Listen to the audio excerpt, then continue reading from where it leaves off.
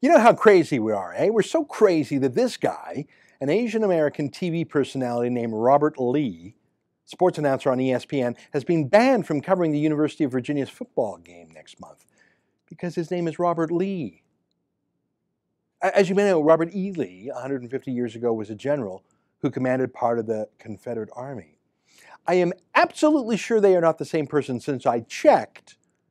And the general, Robert E. Lee, died in 1870, and the TV announcer looks like maybe he's late 30s. I'm not 100% sure, but I don't think they're even related. I think Lee is just a common last name, for example, in China. And that just happens to sound like the same as General Lee's last name.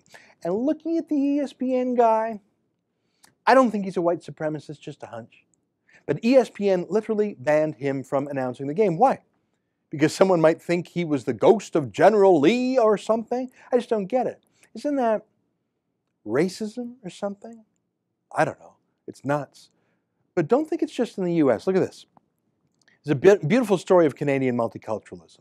In Saskatoon, at the Folk Fest, which really just means multicultural festival these days, a Ukrainian dance troupe did something called Canadian Kaleidoscope. That's the name of the show. They've been doing this same dance since 2003, by the way.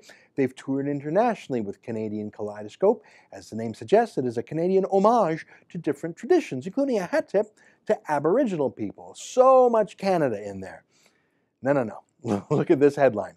Indigenous woman says Ukrainian group's dance featuring powwow moves, headdresses, was offensive.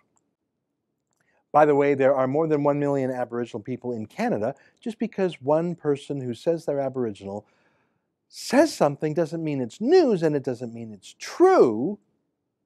By the way, the dance troupe is called the Pavlichenko Folklorique Ensemble, which I think is a little bit Ukrainian, a little bit French, a little bit English, and a lot of Canadian. I'm sure they let anyone join from any race. But that's just not good enough, I guess. Showing love for Aboriginal people by respectfully including an Aboriginal-style dance in their celebration of many Canadian cultures, I guess that's not good enough. Is this serious? Can all these people be serious?